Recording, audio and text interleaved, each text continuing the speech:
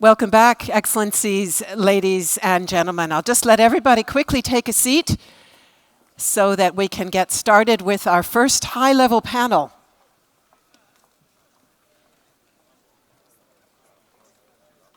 Those who are still entering, if you will quickly find a seat, then we will begin right away.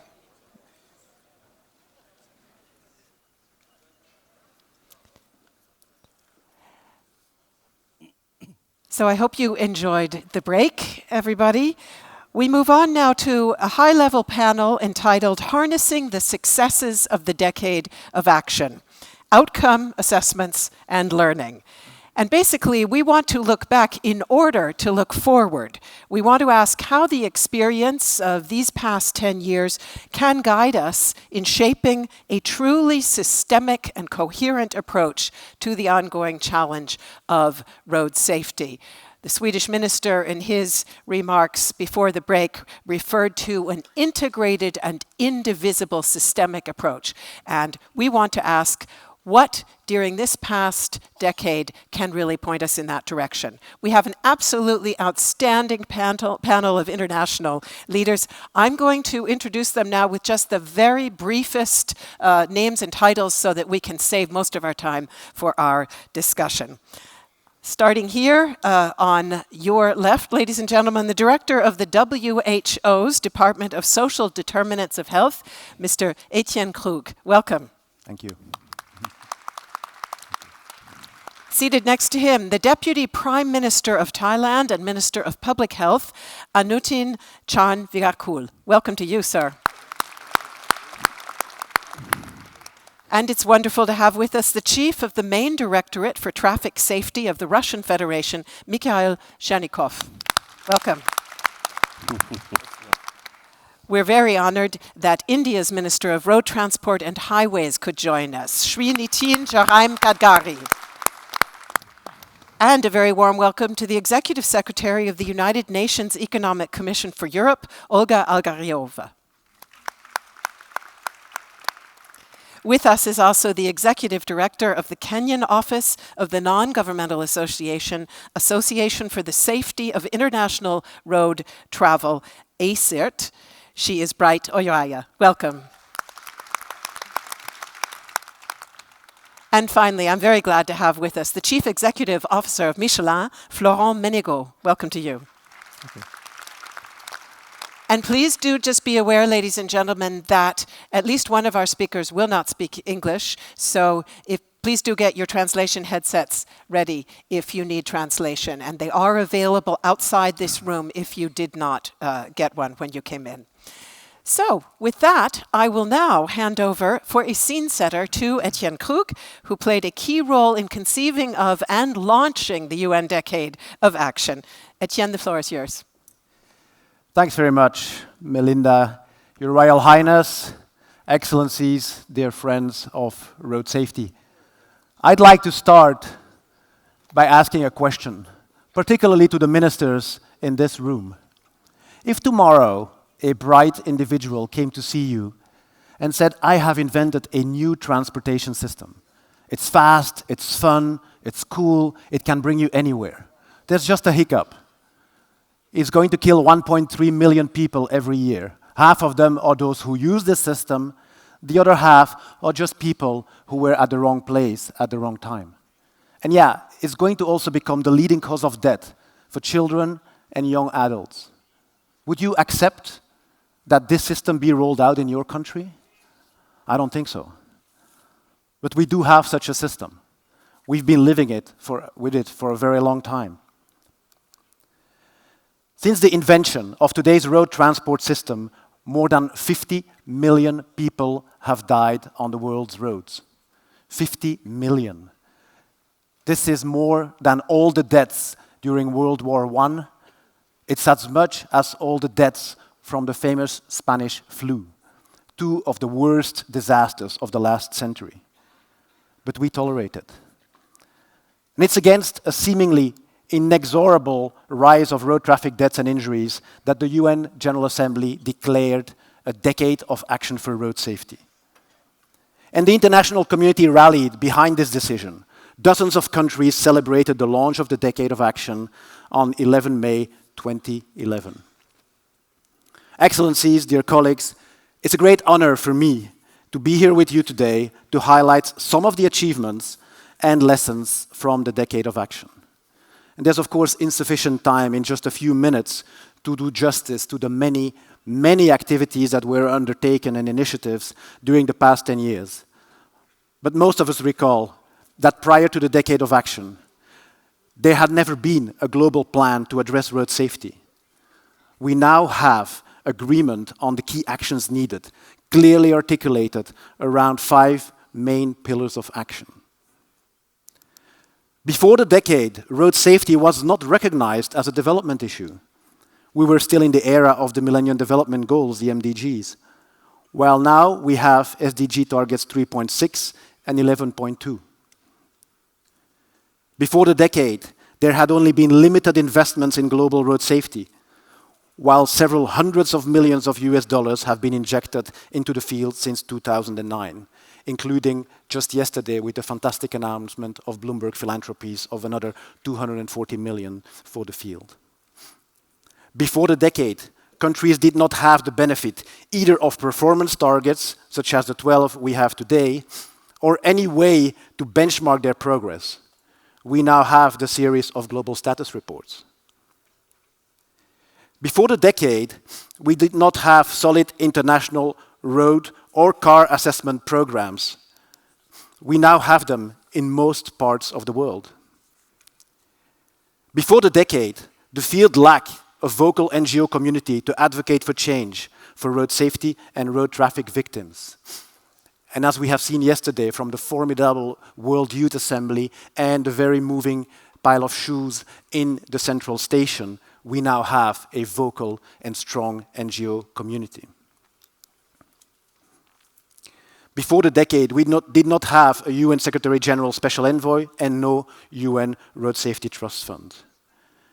There had been, of course, steady progress in some countries before the decade. But as a structure, the Decade of Action has certainly served to catalyze action in many settings. The tens of thousands of people who worked tirelessly to make this happen should be congratulated.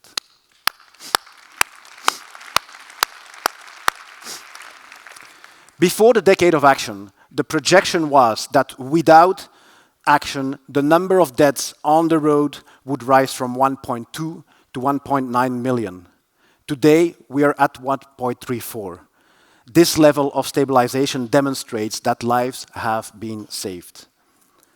But we do continue to pay an unacceptably high price for our mobility. During the Decade of Action, we did not achieve a reduction in road deaths as we initially envisaged. Road traffic crashes became the leading cause of death for children 5 to 14-year-olds, in addition to the 15 to 29-year-olds that it was already a leading cause of death for. And according to WHO's Global Status Report on Road Safety 2018, not a single low-income country reduced its number of deaths in the previous 3 years. It's clear that while we have built a solid foundation and framework for further action, we should not be satisfied with the current situation, and drastic acceleration and additional investments are desperately needed during the next decade. We've learned many lessons. These include that we need to continue and persevere in our efforts under each of the pillars of our global plan by improving our vehicles and infrastructure. Selling unsafe cars and building unsafe infrastructure are not acceptable anymore in the 21st century. By addressing people's behavior on the road through good legislation, enforcement, and mass media campaigns, and by strengthening trauma care. But these specific interventions need to be part of a move towards reinforcing the entire road transport system, including strengthening accountability and data collection. We also need to ensure that all actors of society, government, civil society, academia, and private sector are engaged.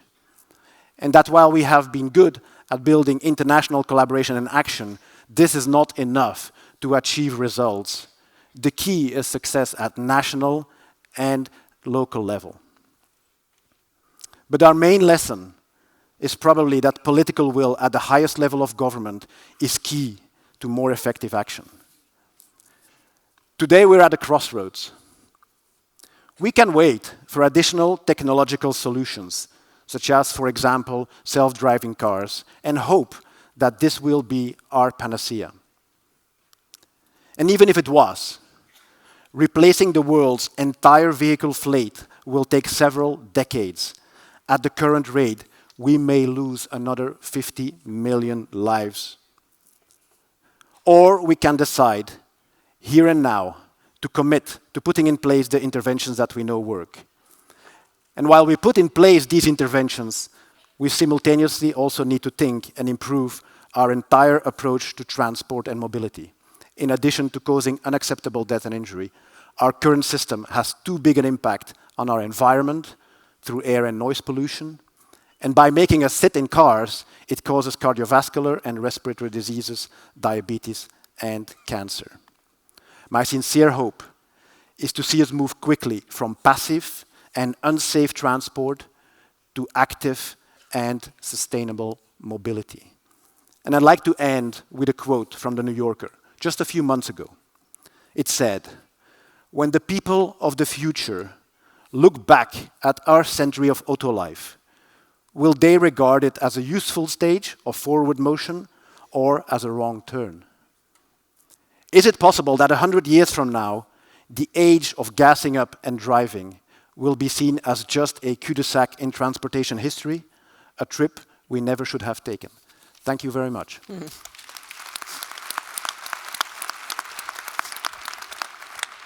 Thank you very much, Etienne Krug. So now let us take those thoughts with us into our interactive discussion. And I'm going to begin by asking all of our panelists quite simply to say what you saw as absolutely groundbreaking successes over the past 10 years. So when we talk about harnessing the successes of the UN decade, what stands out for each of you in your own personal experience in your country or your organization? I'm going to go straight down the panel, and because we're a pretty big group, I'm going to ask all of you to answer briefly, if you would. And I will start with you, if I may, Deputy Prime Minister. Thailand has undertaken very significant improvements in legislation on road safety. So maybe you can say a bit of what milestones stand out in your view, and what did it take to reach those milestones? Sawadee krap. This is how we greet people in Thailand. I presume we have come here with one objective, which is to prevent our people perishing from road accidents. As for Thailand, I feel so heartfelt to say that we are not able to reach the target of 50% reduction in road traffic deaths and injuries by this year. Despite our utmost efforts, the annual death toll still stands at around 20,000 cases. However, we did have some significant improvements in paving our way to the desired goal, and let me share with you a few of them. First, we have a strong political commitment and mechanisms. Since year 2011, the Cabinet established a national multi-sectoral road safety policy committee chaired by our Prime Minister. This committee ensures collective efforts of all responsible government agencies under one single command. This multi-sectoral mechanism extends down to the sub-district level.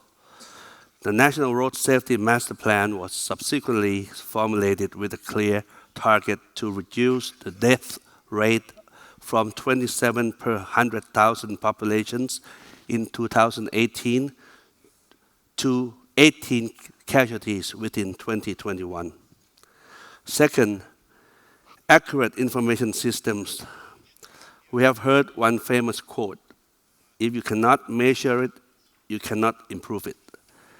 The Ministry of Public Health of Thailand, which plays a major role of the aforementioned national mechanism, has successfully combined the data from the police headquarters, the insurance companies, and the vital registration into one single database. This single database abolishes double counting, and cover every death. It is single proof of data accepted and shared by all concerned parties under the national safety policy mechanism. So everyone is on the same footing. And so now we have the top political commitment with multi-sectoral national mechanism, as well as single database, which are the most essential components for a sustainable response to road safety as suggested in the global plan. Thank you. Thank you very much, Deputy Prime Minister. And a number of very key elements there, that ownership on the part of government, the political commitment, evidence-based policy making on the basis of that data, and then multi-sectoral, all of those very important, pointing the way forward. Let us move on now to Director Chanikov. And as we discussed earlier, Russia hosted the first ministerial conference and since then has seen a decline of more than 30% in the rate of road traffic deaths. So maybe you can say a bit about how you achieved that, what were the key successes, and what lessons were learned from that. Спасибо, Мелинда. Уважаемые дамы и господа, Россия активно участвует в глобальном взаимодействии по вопросам обеспечения безопасности дорожного движения с 2004 года, и уже бессменно мы представляем резолюцию в Генеральной Ассамблее ООН. В 2009 году, как уже неоднократно здесь подчеркивалось, в Москве была первая Всемирная министерская конференция, на которой как раз и было объявлено десятилетие действий, где основной целью было направление сокращения смертности на 50%, фактически в 2 раза на дорогах мира. Вследствие проводимой Российской Федерацией системной работы на национальном уровне удалось коренным образом снизить смертность на дороге. И, по сути, Российская Федерация выполнила задачу десятилетия, и мы снизили смертность в 2 раза по сравнению с 2010 годом, и даже перевыполнили ту норму, которую для себя поставили. Мы с 29 тысяч погибших в 2011 году, в 2019 году, в прошлом году мы достигли цифры 16 900. То есть, в принципе, та задача, которая была объявлена десятилетием, она была у нас на уровне 19 тысяч. То есть мы еще на 3 тысячи ниже достигли результатов. Ну, в первую очередь хотелось сказать, это, конечно же, то, что проблема смертности на дорогах была поднята на самый высокий уровень, на уровень президента Российской Федерации, на уровень председателя правительства. И мы разработали соответствующие федеральные целевые программы. И как следствие в 2018 году мы определили для себя задачу стратегическую. И она была утверждена соответствующим документом государственным. Это еще снижение смертности на дорогах в 2024 году в 3,5 раза, чтобы выйти на уровень европейских государств. Я не буду много говорить, потому что много очень инструментов было использовано, в том числе мы и, конечно же, принимали опыт тех стран, которые достигли больших результатов, особенно Швеция, где стремление к нулевой смертности еще в 1997 году было задекларировано. И эти, конечно же, шаги эффективно применялись в развитии государственной политики в области безопасности дорожного движения. Вчера мы очень подробно обсуждали, мы вот такие подготовили буклеты, они у нас вчера распространялись на площадках, которые предшествовали сегодняшнему дню. Мы этот буклет разместили. Здесь подробно рассказано, какие мероприятия были проведены за десятилетие. Это сегодня буклет размещен на сайте МВД России, можно посмотреть. И также будет буклет размещен с подробным докладом на сайте Министерства иностранных дел Российской Федерации. И я думаю, что те страны, которые увидят те мероприятия, которые Российская Федерация провела и эффективно использовала, тоже будут использовать в своей деятельности. Спасибо.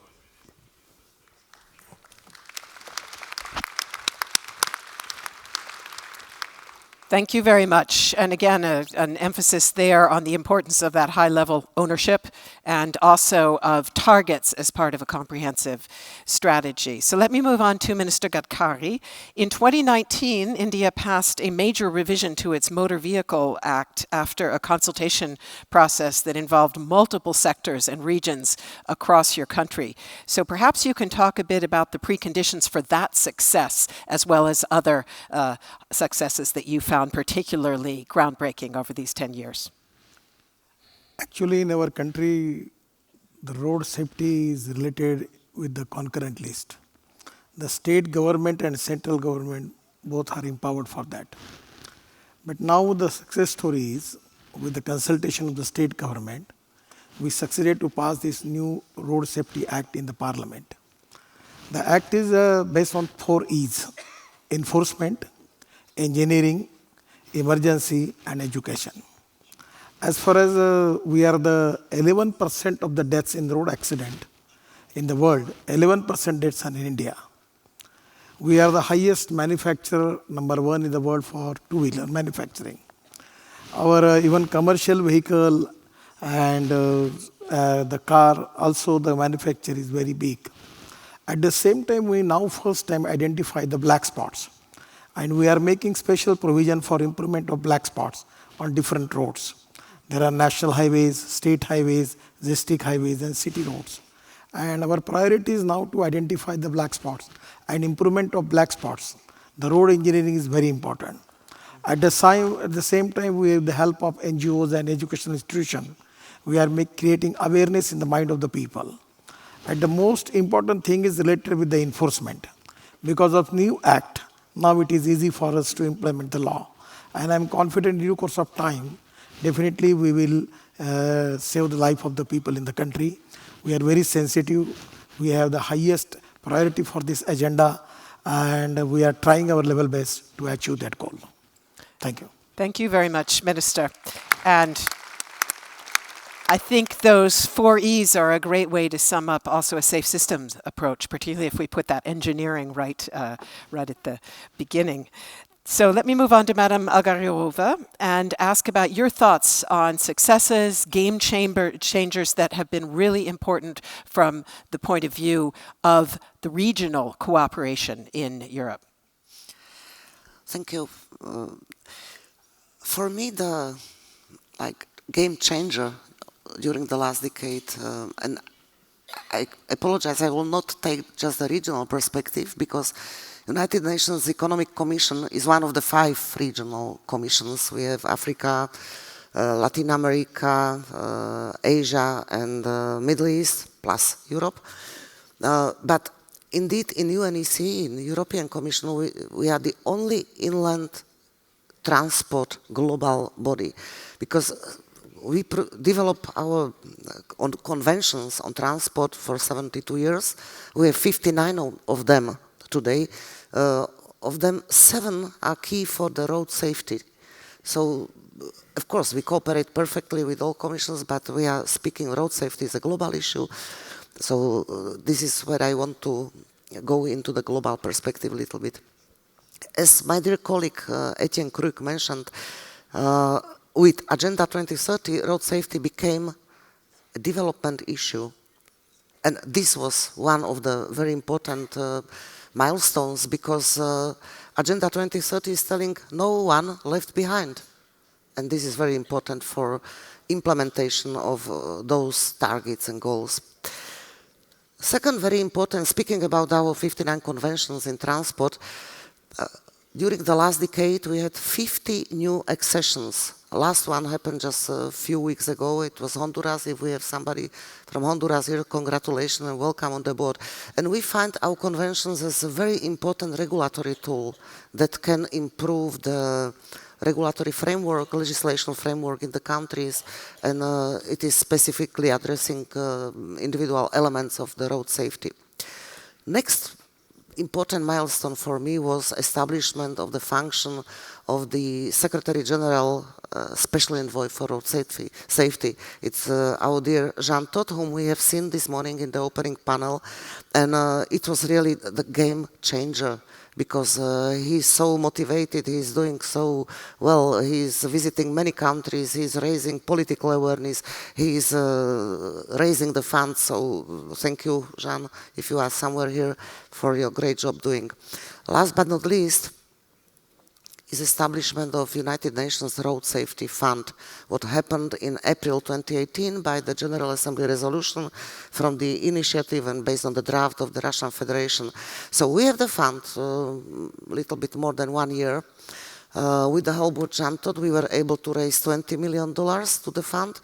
It's not enough, ladies and gentlemen. Just today, this, at the lunchtime, Jean Todt will announce the first 10 winning projects from our first official call for proposals from this fund. We were able to disburse 4 million, and we received applications for 62 million, and it was just the first call. I see some distinguished members of advisory board and steering committee of the fund sitting here, and I see 2 donors to the fund, and this is from the private sector, is the Michelin, thank you, and the Russian Federation from governments. So it's just invitation to help us with that. Thank you. Thank you very much. So, underlining the importance of exactly what we're doing here, which is cooperating and sharing best practices, so that joined up approach. Let me move on now to Madame Oiwaya. I know that you yourself have had direct experience of risk on dangerous roads, so perhaps you can say a word about how that has influenced your actions and what has been of key importance for civil society organizations like ACERT over the past decade. Thank you. Talking about myself is something I rarely do lately, but I've talked about it for so long, but I'm happy that the more we talk, the more things begin to change. So I am, as you asked, a victim of a road crash. Actually, it was my entry into road safety, living a life not caring and not really sensitive about how dangerous roads could be. Got involved in a crash, and from my experience, I was able to acknowledge what it is like for victims of road crashes in especially developing countries where even accessibility to basic facilities is an issue. But in terms of the Decade of Action, I am happy that from the launch of the Decade of Action in my country, Kenya, there's been a concerted effort. The first thing that happened after the launch of the Decade of Action in 2011, we had, through an act of parliament, establishment of a lead agency. That meant that following the plan of the Decade of Action, the agency came up with a plan that is based on the 5 pillars that were proposed in the Decade of Action. This meant that for the very first time, as a country, we were able to focus on road safety from a systems approach, where we were looking at the governance, we're looking at infrastructure issues, behavioral issues. So we are at that place where we are now looking at road safety from that perspective. So I think that for me is a game changer. The other thing is the mobilization that has gone on in the last 10 years of the Decade of Action. Civil society has begun to have a voice.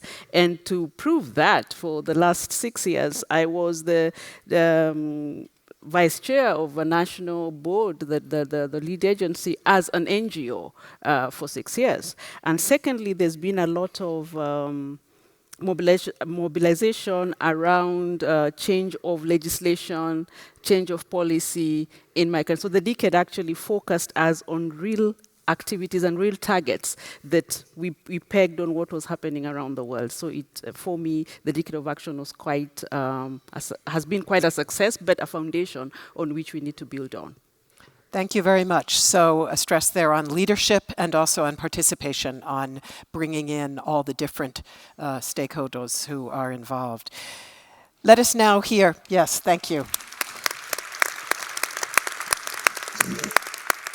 Let us now hear from the private sector, and I know that Michelin has made some very significant changes within your company, so perhaps you can say a word about what particular successes you are most proud of and you think most point the way toward the future.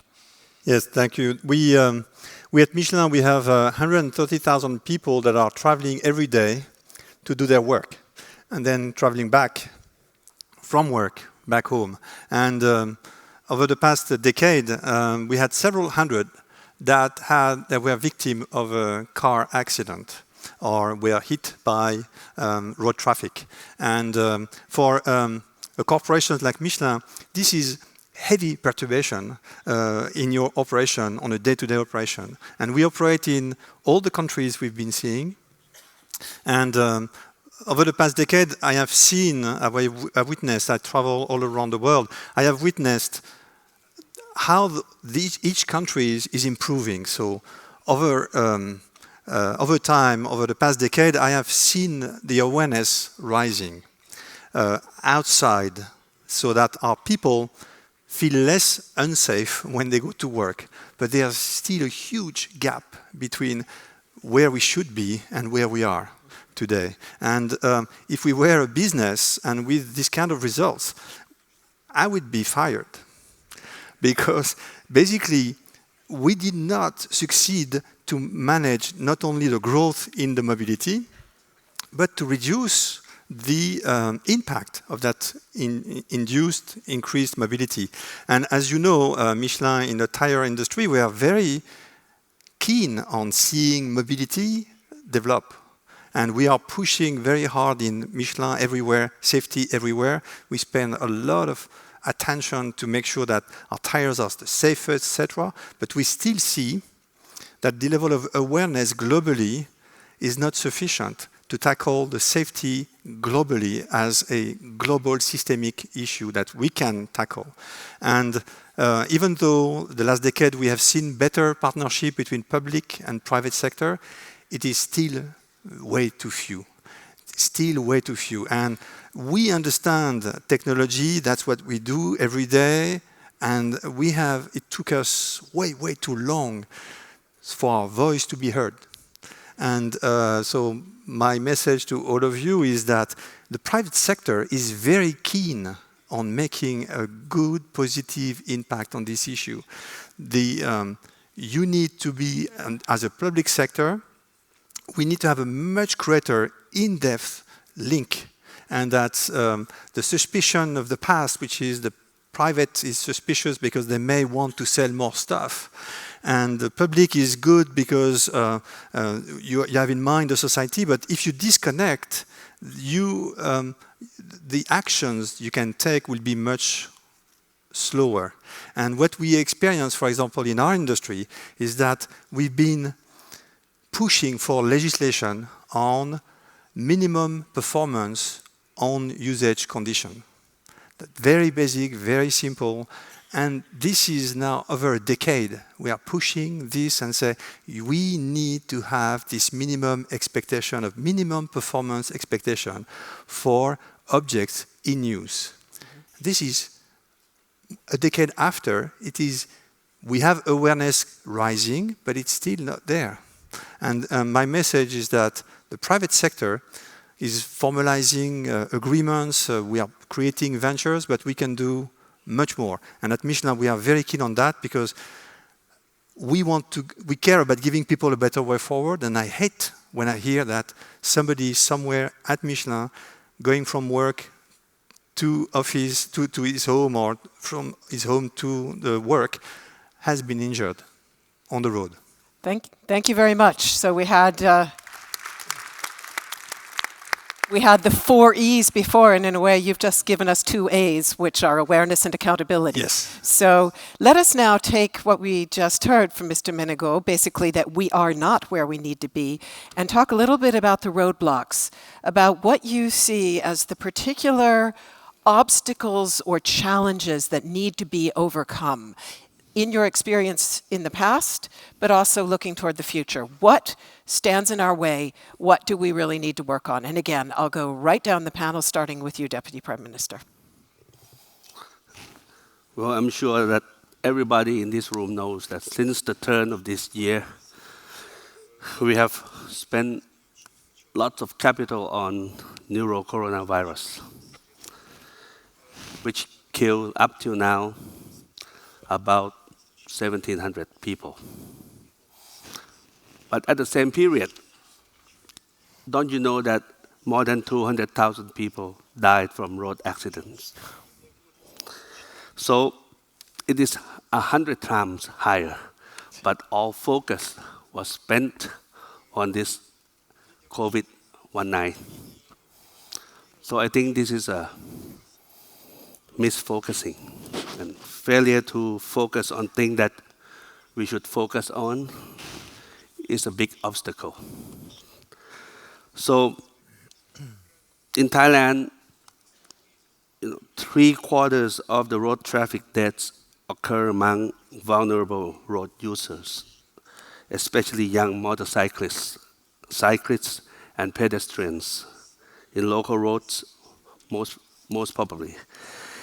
Irresponsible drunk rider without helmet are double jeopardy. We should heavily focus on these target groups. In Thailand, we have all necessary legal tools, but we have inadequate law enforcement as well. The law requires all cyclists to put on safety helmet, but in reality, less than half of those obey this law. Serious enforcement of this law can save up to 10,000 lives every year. However, law enforcement alone isn't enough. In achieving our desire to save more lives, we need to integrate 5 E's measures on road safety, which are education, engineer, economic, enforcement, and empowerment. We have to educate people and make them to be careful pedestrians and responsible drivers. We need vehicles that are engineered to be well equipped with safety features. We need economic measures, including tax and investment incentive in implementing road safety plan, including safer roads and good public transportations. We need more engagement and empowerment of community leaders to ensure effective law enforcement. Third, we are lack of champions on road safety. We need to mobilize champions at all levels who have high social and intellectual capital and never leave this task until the goals have been achieved. These champions are the ones that will integrate all these 5 E's measures and advocate for the commitments and active actions by all leaders and stakeholders. Thank you very much. And I'll just go straight down the panel. Director Chernikov.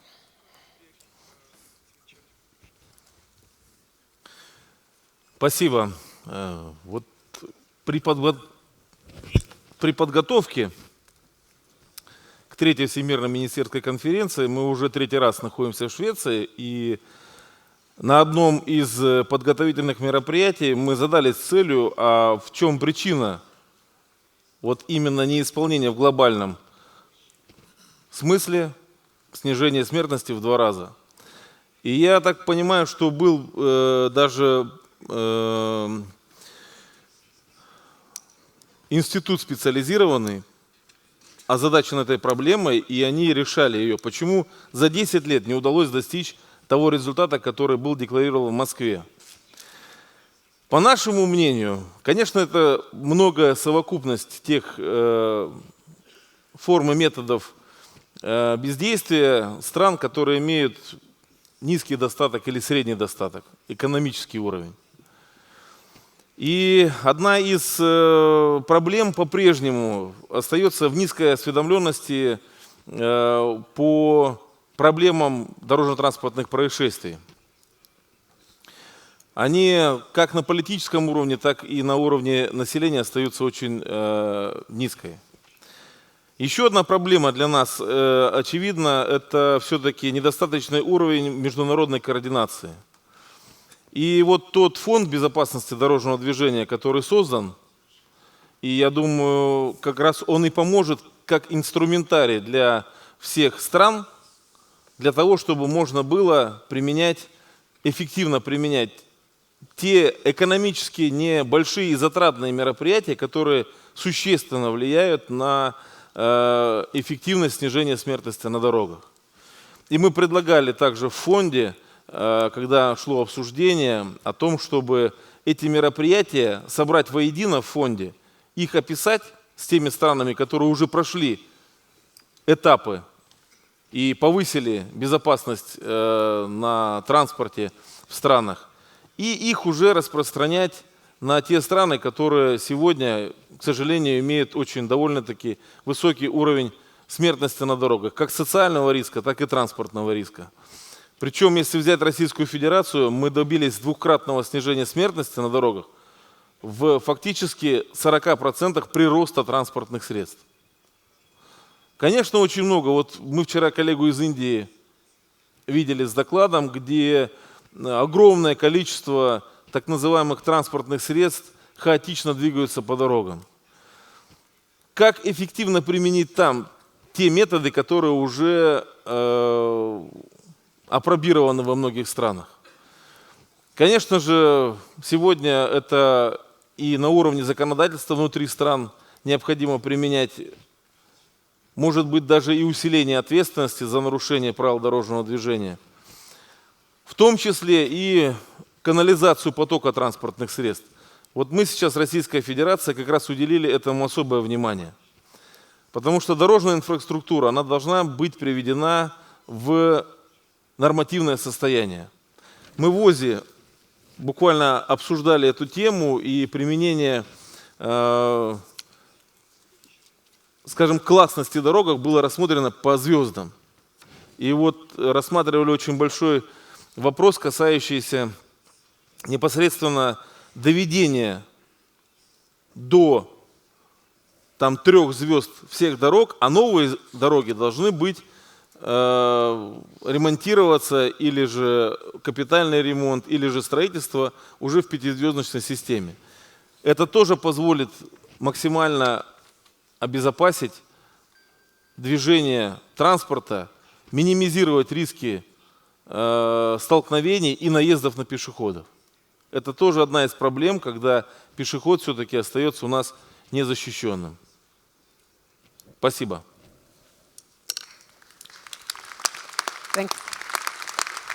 Thank you very much, Mr. Chernikov. So I'll come back to Minister Gadkari now and speak to whichever challenges and roadblocks you wish. But one thing that would especially interest me is precisely for such a large federal country as India, where are there challenges in coordination, for example, between national and local level, state level, and so on? So if you would also address that briefly. Because of new Motor Vehicle Act, now it is easy for us to have a cooperation from the state government. And already the state government is now implementing that. At the same time, we need cooperation from the stakeholders, particularly the people by and large. Because the enforcement of law is very important, and it is with the state government. And now there is awareness in the mind of the people because of the new act. People are cooperating. The most important thing is now in the majority cities, we start intelligent traffic system and total e-governance in the system. Now the training for drivers is very important. Actually, driving license, issue of driving license was a big problem in our country. Now we have already formulated a scheme for that. And also we have planned a scheme where we have already started 22 driving training centers. The idea is to open 1,000 driving training centers. At the same time, the road engineering was main fault. And now we are improving the black spots. And now the number of black spots not only on national highway, but we are improving the black spot on state highway and the city roads. Actually, this is very important. The faults which are related with the road engineering, that was the one of the basic reason. And the most important thing is, as far as the increase of number of vehicle in the country is very high. So now we are making 22 green express highways, axis control, by which we need to diversify the traffic. So the lot of things which awareness is good. We are trying our level best to enforcement of law. At the same time, the NGOs, education institutions, they are also cooperating. We have just taken a decision that we have a lot of a big network of road network in our country. We are now involving engineering colleges for identifying the black spots on the roads for districts. And we appointed a committee under the member of parliament in every district, where the district collector is the secretary for that, to identify the black spots and improve the black spots. So these are the lot of things are now implementing in the country, and awareness is increased. And I'm confident that by all these measures, in due course of time, we will achieve to save the life of the people. Thank you very much.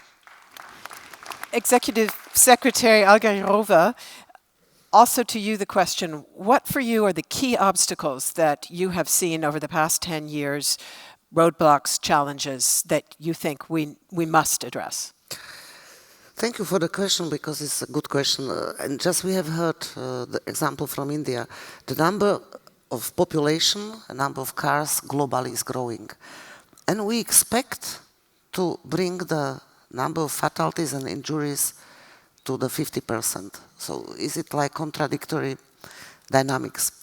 So how to decouple that? Because we expect as well the population will be growing in the next decade. Number of cars probably will be growing, and we are ambitious. So this is a question, but we see it's possible. We see it on example that we hear from Russia. They decrease the fatalities by 40%. We see the very good example is the European Union. They go for zero crash vision. Germany is excellent example. Sweden is excellent example. With very low number of car crashes per 100,000 population. So it is possible. So how to do that? Maybe we should do something different that we have done during the last 10 years, because if you do the same, result will be the same. So we maybe have to take some smarter actions. So what is it, the smarter actions? And we see in some countries the problem lies in like political, economic considerations, is the cost.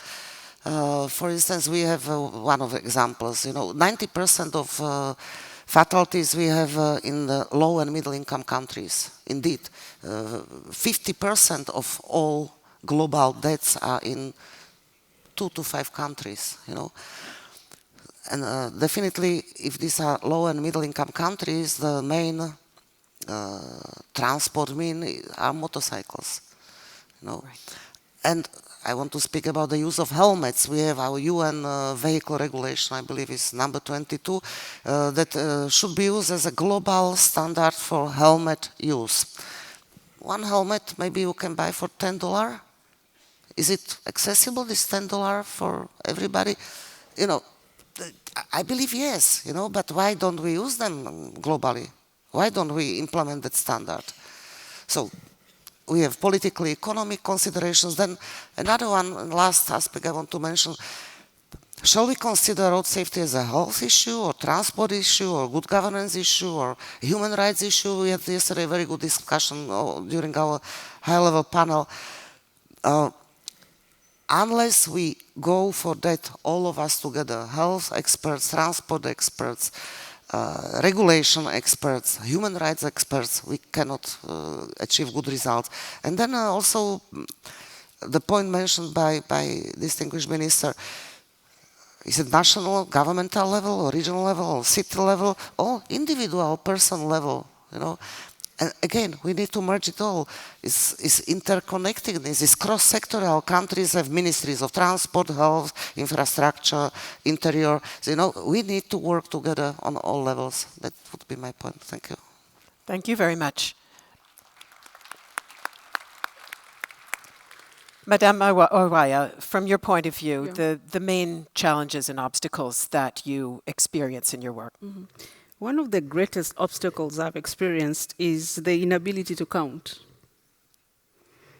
If you want data in my country, and I've interacted with other African countries especially, if you went to the police, the data, the numbers would be different. If you went to the Ministry of Health, the data would be different. If you went to the civil registration, the statistics would be different. So if diagnosis is wrong, treatment will be wrong, and then prognosis will be wrong, of course.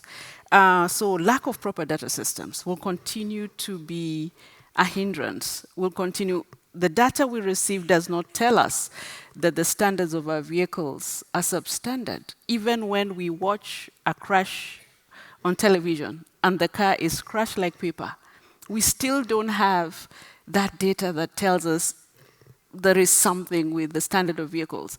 Our data does not tell us that our roads contribute quite a lot. We always say 3%, but really, roads that are made for cars, for vehicles, and not for people, are the roads that we continue to have. And therefore, our data does not speak to that. The information we get does not speak to that. So we are solving the wrong problem. So until we get to the place that we coordinate, we bring together, we have good data that we can then work on, then we will just be going around in circles. No wonder we haven't quite reduced the numbers. The other thing is political support.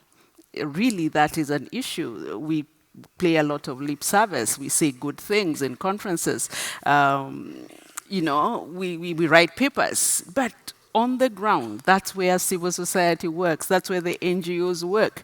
There's very little work. There's very little funding. I mean, you can have big plans. I said we had an action plan. But if it's not funded to do the things that are written on paper, then it's just paper. So those are some of the real issues that I find to be hindrances. And lastly, the silo mentality.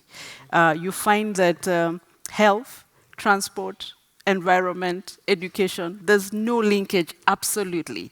But sometimes we could do better to ride on the successes in the other sectors. So if we learn to cooperate and coordinate, I think those are some of the hindrances and the hurdles that we'll begin to jump over. Thank you. Thank you very much. So coordination and integration, Monsieur Menigo, are emerging as a major theme here. Let me ask you about how that works within Michelin's very large supply chain, because you told us a little bit about your priorities, but how do you translate them across that entire network? Your suppliers, for example, when you are talking about accountability, how do you join that up with them? It's I couldn't agree more with what has been said before. I think here it's a very complex issue. And at Michelin, we understand complexity a lot. And we have our internal complexity, which is a subset of the complexity of the issue we are treating now. The only way I think we can really address the point is we've made progress on safety at Michelin once we have said everything starts when you're safe. So we may have accidents, etc., but by design, you just do everything first to be safe, in a safe position. And I think what is missing is the fact that if we want to really progress, we really need to think safety as per design in our society. So everything we do, road, data, everything is there to support the fact that everything starts when we are in a safe, we design a safe environment. And once we've done that, that's only when you start making progress. So at Michelin, for example, we have a lot of silos. We have a lot of finance doesn't talk to marketing, that doesn't talk to product development, that doesn't talk to other departments. We have that all the time. And the point is, silos are necessary because you need to have specialists of individual businesses, but if you want to be successful in your corporations, you need to bridge the silos. And for many years I was wrong. I thought it was all about breaking the silos. But the silos are necessary because that's how you specialize, that's how you become expert in your domain. But what is important is how many bridges have you created in between the silos? I think here the question is how many bridges can we create amongst all the different parties that are involved in making this safe by design society. And for example, public and private collaboration, private to private collaboration, public to public collaboration, all of that is necessary. And at Michelin, we spend a lot of time doing that, and we've only progressed on safety as soon as we have realized that everything would start when we have created everything we could to make people safe. The last piece of element, which relates to training and behavior. The only thing we cannot master is how people manage the fact that they are people. They are, and if I look at technology, the biggest problem we have now is that technology can save you and can kill you at the same time. Because if you distract driving, we see that rising like a rocket in the space now, in every country, whether developing, whether developed. Now, distract driving, distract walking becomes a problem. When people are just looking at what they're doing just through the screen, they're not focusing on paying attention to what is happening outside. And at Michelin, we fight that a lot. We have, for example, we forbid use of mobile phone as you walk in the group. Descending or climbing the stairs with a phone is very dangerous, etc., etc. And you can still meet people that are looking at their tablet while they walk, and they cannot pay attention to what they do through that. So I think if we want to make really results, and that's what we should do for the next decade, we really need to move to this safety by design society, which means that we will have to bridge all the silos to say safety is the starter, and the rest will follow. May I just ask you as a follow-up to this, because our panel is also essentially the jumping-off point for further discussions, and we will be hearing from other private sector voices as well. To what degree do you think industry, especially technology providers, are ready to do that, are ready to incorporate safety from the start? Again, a lot of lip service is paid to this, but... I think... I talk to many different industries, and there is a lot of goodwill, a lot, much more than what we think is available. Because everybody is touched. As when safety comes, it's our humanity that is at stake, and we are all humans. Behind the businesses, you have people, and corporation is made by people, and we all resonate when it comes to fatalities, victimization, and when people are hurt. Everybody, it resonates in any people society, and a corporation is just a subset of a people society. So I think there is much more goodwill that we think in the private sector. And every time I talk to my counterparts in different businesses, all of them have in mind this issue about how do I make my people safer, how do I operate my system safer, how do I make sure that my suppliers are in safe condition and they provide safety to their environment. So I think private sector is not only focused on making profit.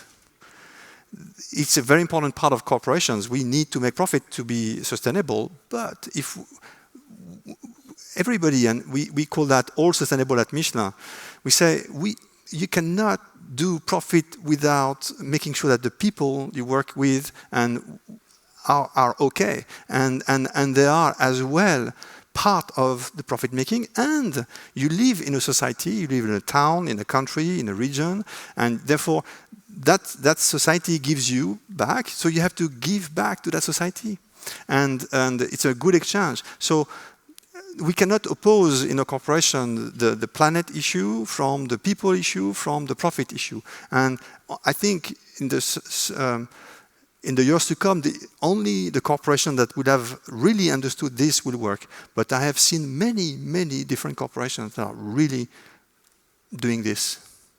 Thank you. So let me now ask for one last round of comments about where we go from here. And all of you have given us very excellent, specific outlines of what you think were successes that we can harness, what you see as priorities going forward. You don't need to repeat those, but let me come back to what Etienne Krug asked us in his remarks at the ending when he said, what kind of future vision do we have? What would we like to be our legacy to the future generations? What transport system would we want to leave to them? I'm going to ask you in a way to just briefly tell us your vision. So we will take with us into our future discussions here all the other elements: collaboration, ownership, funding, and investment, all of the many points that you have raised. We will be working on in our other discussions. But tell us your visions so that we can take those with us as well. Deputy Prime Minister. Well, I'm in line with the gentleman sitting next to you. There has been a global movement on Vision Zero, with the goal that no one should be killed or seriously injured in a crash on the road. I would like to add a vision of road safety, a vision of road safety for all and all for road safety. This is to reiterate that everyone must be safe when he travels. Road safety is a business of everyone. The concept of road safety for all and all for road safety enable the state and people to mutually engage each other to collectively be responsible in achieving Vision Zero. This concept, if implemented correctly and with efficiency, will result in obtaining minimized numbers of people having to die on the road or become permanently disabled. For the ideal mobility systems, of course, a good, safe, and affordable public transport will be the best. That's why Thailand has been putting huge investment in domestic public transport. We believe that we will achieve the desired numbers of casualties as we are investing more than ever before in mega infrastructure for transportation, such as high-speed rail systems, double-track railways, monorail, metro, and motorways. The more people choosing to travel by public transportation, the less number of road accidents will take place. And the more routes of motorway system that we have, the less car accidents will be on the road. And all of this is happening in Thailand at the moment. Finally, if we are going to have another decade of road safety, we must learn from the successes of ourselves and yet our friends. From past decades, we must not repeat the failures, and we have to continue repeating the successes. We must seriously monitor the accountability of all partners to take actions and invest more on road safety. Thank you. Thank you very much. Director Chernikov?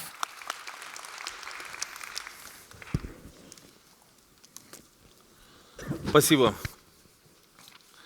Знаете, один из таких основных посылов к тому, чтобы понять возникновение происхождения ДТП, это говорит о том, что каждый, садясь за руль или выходя на улицу, выходя на дорогу, пересекая дорогу, или находясь в качестве пассажира, не желает последствий, которые приводят к ДТП. Как материальных последствий, так и последствий для физического причинения вреда здоровью. Что это такое? Это в первую очередь легкомыслие каждого, который сел за руль или который, как вот мы слышали пример, одевая наушники, переходит дорогу, абсолютно не наблюдает, а что творится на дороге. И вот сегодня красной строкой одна из, наверное, основных таких высказываний, посылов на Третьей Всемирной министерской конференции сделала наша молодежь. Они выступили от своего лица и от лица детей, говоря о том, что они готовы сегодня включаться в этот процесс сохранения жизни и здоровья. И они сделали очень яркий посыл к тому, что взрослые, сделайте все, чтобы сохранить наши жизни. И мы, наверное, взрослые, сделаем все, что сегодня говорили и будем обсуждать, для того, чтобы сохранить их жизни. И посредством этого мы наведем порядок на дорогах. Спасибо.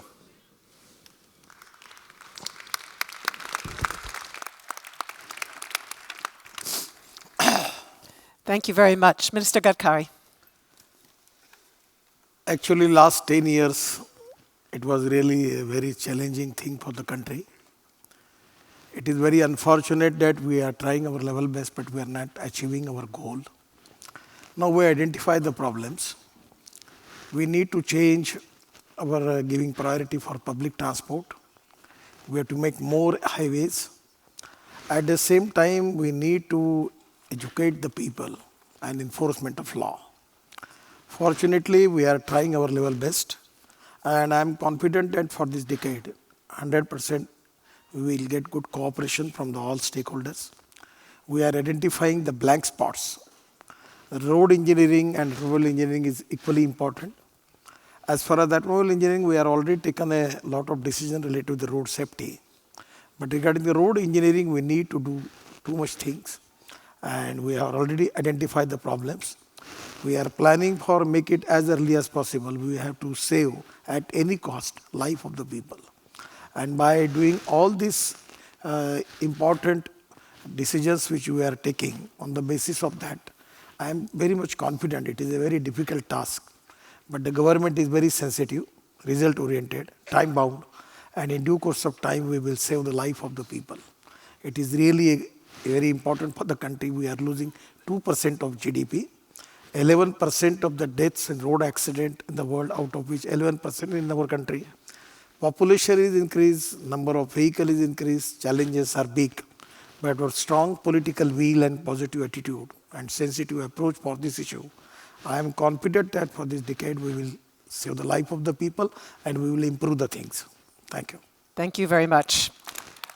Our final panel today will be on investments, and we will be picking up on that macroeconomic cost that you just mentioned. Let me come now to Madam Algarova with one extra wish. Do describe your vision if you would, but I would be grateful because our next panel will be talking about the 2030 Agenda and the Sustainable Development Goals. And I know that you served as president of the Slovak Millennium Development Goals. So if you could tell us just a little bit about how you see sustainability on all of its dimensions, economic, environmental, social, fitting into this vision for the future. I did a good point, and we didn't agree. I wanted to start with that, but then I decided I will not be broader. I wanted to tell that, listening this discussion here out, that people are the only living kind on the planet that they are self-destroying. You know, we are hitting the planet. We are producing CO2. We are producing waste. We are melting the icebergs. We are driving fast. We are driving drunk. You know, we are walking with the headsets. So we are destroying. No other animal is doing that. You know, just we are doing that. So why we are doing that? This is for me. Thank you. Yeah. So this is for me the sustainability. You know, environmental, economic, social, in all aspects. Not to do that simply. But coming back, Minister mentioned 2% of GDP, and we know that in some low and middle income countries it can be from 2 to 5% of GDP, what is considerable cost. What is my vision of the future in road safety is, what we speak here again is safe driving, an individual approach or some regulations. We try to embed safety into mobility and transport. But, you know, transport and mobility must be embedded in safety, like we see, for instance, in aviation transport, you know, because the safety is the first. Not to speak first about the car or road transport, but really to speak first about the safety. And the same, we are blaming drivers. And this is my point. Drivers are people. People make mistakes and errors. And this is why we address, speaking in our UN Road Safety Fund, and we want to address it in 5 pillars in complexity. We started with that coherent, complex approach. Safe drivers, safe cars, safe roads, legislation or governance, you know, and finally the fast medical aid. So, and if you come to country and address it in the whole complexity, then it can be helpful. My one point would be on public-private partnerships. Yes, we need financing for doing all that in all countries around the world and to address it in the complex way. And we need to look for innovative financing that we have today, the blended financing and bonds. And we are really late today with that, but we need to work together. And then to use everybody, private sector, civil society, we have seen today the energy coming from the youth representative in her speech. It was amazing. And they offered, we are committed to help you, so why don't we do that with them? So we work together. And very, very last point, maybe the discussion that started just not so long time ago, and we are working in the UNEC on standardization of automated vehicles, of driverless cars. So this might solve the problem of the road safety, but it's the future. Thank you. Thank you very much. Madame Oiwaya. My vision is to see a road system where our children and our grandchildren will not be punished by the system, for example, because they sought education. Many children in my country walk to and from school. Yeah. And they are punished for looking for education by death because our roads are not accommodating. My vision is for a road system where young people will not be threatened and their dreams shattered just because they used our roads. My vision is that disease will not be enhanced just because of emissions that will be found on our roads. My vision is that one time I will see and feel we're at a place where our policymakers get it, and that every life that is lost will be important to them. And the decisions and the policies that are put in place will be to safeguard every single life. Life lost on our roads is not inferior to life lost in the air, because that's what it seems to be. So my vision is to really see justice for victims of road crashes. Thank you. Thank you.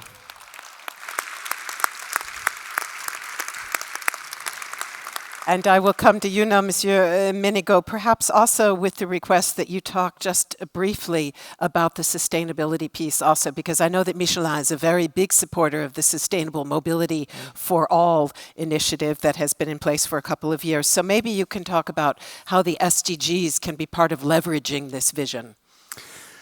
The summary, I think, has been very well set. Sustainability without safety doesn't make sense, and safety without sustainability on other dimensions doesn't make sense either. So I think here we have to have a very positive view on the future. I think even though we have a lot of issues, a lot of problems, etc., our human society is making progress. Mobility is helping that progress.